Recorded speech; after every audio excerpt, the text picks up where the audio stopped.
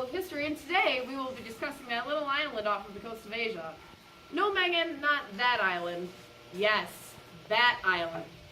Although the Taiwanese were once ruled by the Japanese, it doesn't mean that we're talking about the island known for... Wait, Megan, what is Taiwan known for other than American products?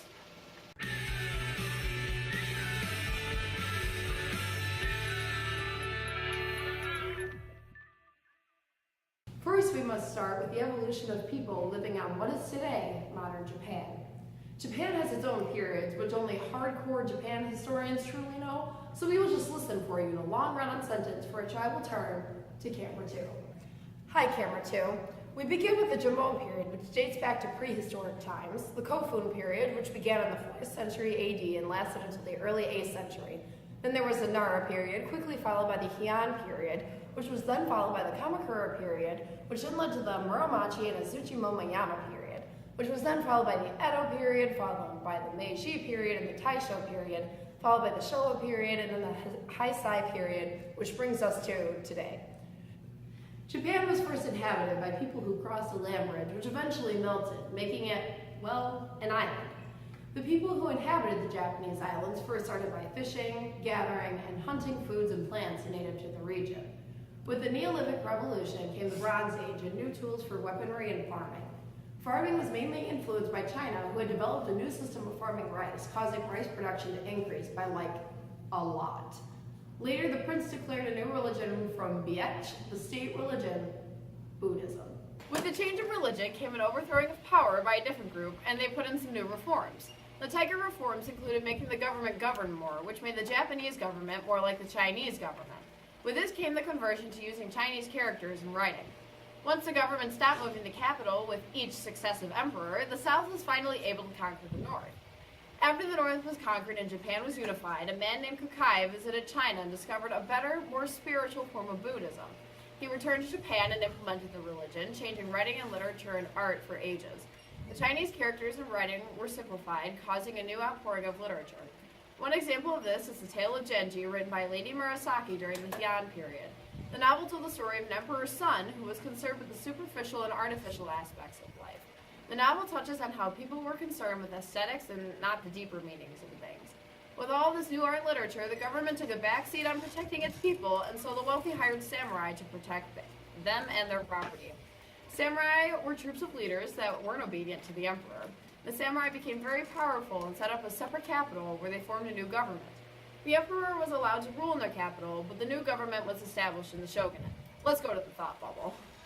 The shogunate was established during the Minamoto reign. The shogun was a military leader and he held supreme power over the government. They of course allowed the emperor to continue living the life of an emperor, but he held no actual power. He just kind of sat around and went to poetry readings, plays, and basically was there for the party and didn't do any work or go home or do anything of much importance. The shogunate was established under what is known as the Bafuku, or tent government, which was a military-based government. With the shogun came the establishment of a type of bureaucracy with appointed military leaders to provinces and stewards to states. This original shogunate was established with the capital of Kamakura, which was eventually moved to Kyoto, where the emperor lived. Ashikaga Takuiji established the shogunate there, and his military leaders began being called daimyos. The daimyos took over the Ashikaga shogunate, and the Tokugawa Ieyasu took control and established the third shogunate in Japan. He moved the capital from Kyoto to Edo, which is now known as Tokyo. The Edo shogunate held complete control over Japanese life, from the military to trade and foreign affairs. The last shogun was forced to submit to the emperor's reign, and with that the shogunate ended in 1867. Thanks, Thought Bubble, and with that we move into the war front. The Mongols invaded China and were ready to invade Japan. They came over in their boats and died in a typhoon. This happened twice to the Mongols, and they finally decided to leave Japan alone. Not this time, Mongols, sorry. The Mongols! Soon Europe learns of Japan's existence and they decide to trade with them. They traded items such as clocks, guns, and ideas of religion, mainly Christianity, of course. The entire island was at war, and they could now fight with guns. The capital at Kyoto, where the government was located, was corrupt, and many clans wanted to invade the capital and take over. The Imagawa clan was going to make a run for it, but they first had to defeat the smaller clan of Oda. Surprisingly, Oda won and took over the capital. The new leader then had plans to take over Korea and China, which in the end failed because he died. Before he died, this ruler left his court to take care of his 5-year-old son, and the 5 people of the court took over the government. The new government closed the country to all trade except for the Dutch. Since the entire country couldn't be at war with itself with the confiscation of weapons, population, education, arts, and technology increased along with the economic prosperity. Eventually, however, the United States and their navy came to Japan and forced them to open the country. Japan signed a contract with Britain, Russia, and the United States, allowing them to come and go as they pleased. The cities of Choshu and Satsuma did not agree with this movement and overthrew the shogunate. They established a new westernized government and military, as well as the Western idea of conquering places. They conquered Korea and went a little further into China until Russia stopped them so they could build a railroad to the ocean. Japan was intimidated by Russia, so they then made an alliance with Britain out of fear of Russia. World War I begins, so Japan starts out by taking a large set of small islands from Germany. With the end of the war comes a new committee to organize borders and such. Since Japan fought in the war, they are invited to the negotiating table and become a part of the New World Organization, the League of Nations.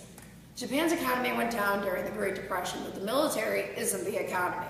Japan invades Manchuria and war in China, showing their dislike of the Treaty of Versailles. They then join in an alliance with Italy and Germany. World War II begins, and the United States creates an alliance with Britain, but doesn't actually join the war. They are, however, working on a surprise, just in case it is needed for Germany. Japan wants the United States to not be a threat at all, so they bomb Pearl Harbor.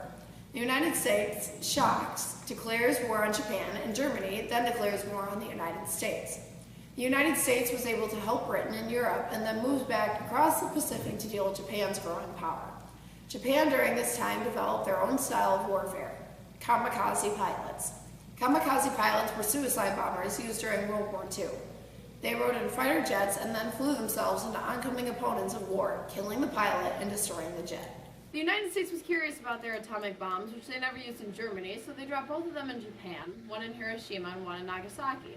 Now, did the United States actually need to use the bombs? Oh, it's time for the open letter? Okay.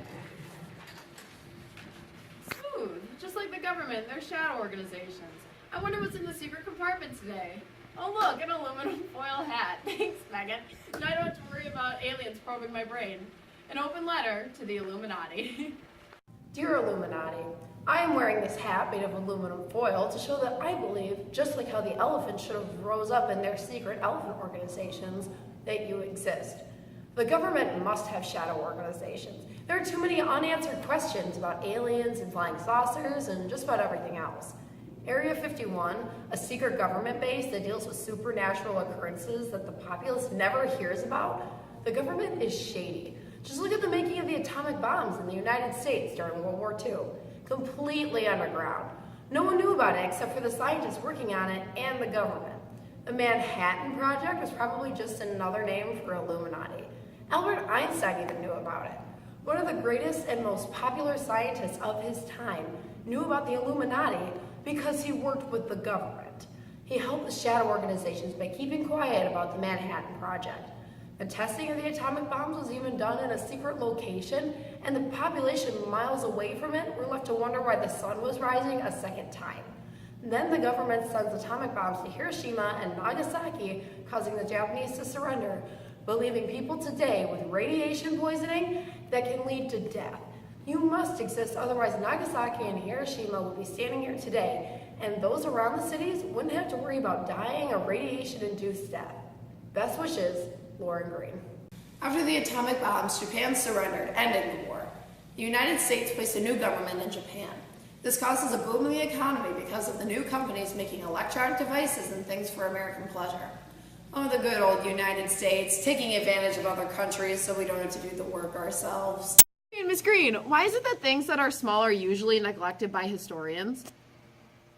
Well, me from the past, this is not true in such cases as Mahatma Gandhi, Winston Churchill, Martin Luther King Jr., Napoleon, and most women in history because women didn't get to be 6 foot until modern times. Japan's history, however, is always one that seems to be forgotten or barely mentioned in history textbooks today, even though they have such an influential role in world history.